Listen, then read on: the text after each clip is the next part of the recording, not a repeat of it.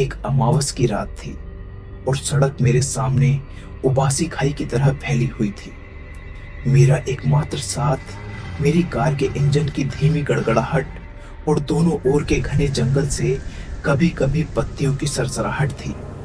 मैंने पहले भी अनगिनत बार यह रास्ता अपनाया था, लेकिन आज रात हवा में एक भयानक पूर्वाभास का एहसास था।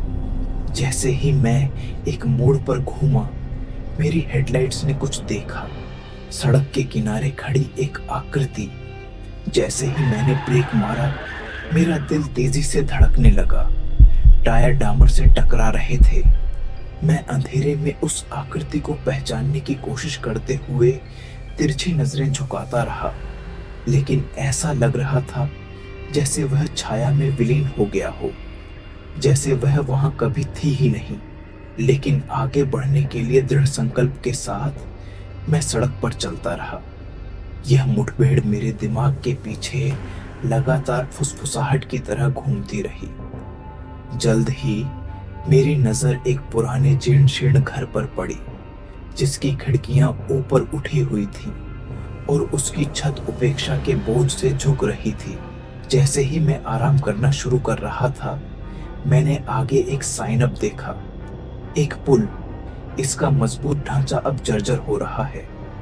मैं झिझका, लेकिन अब पीछे मुड़ना संभव नहीं था।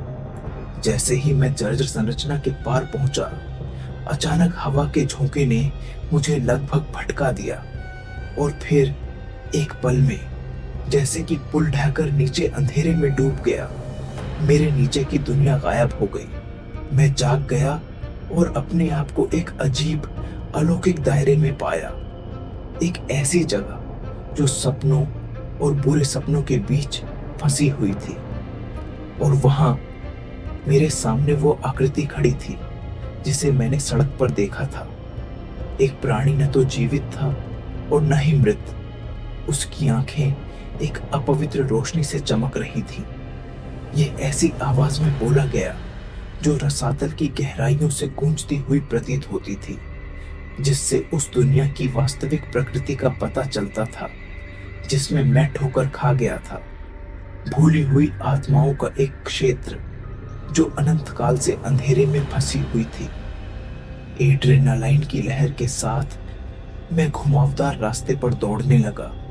प्राणी की आवाज की गूंज मेरे पीछे फीकी पड़ गई और जैसे ही यह अचानक प्रकट हुआ था, दुनिया बदल गई और मैंने खुद को परिचित सड़क पर वापस पाया।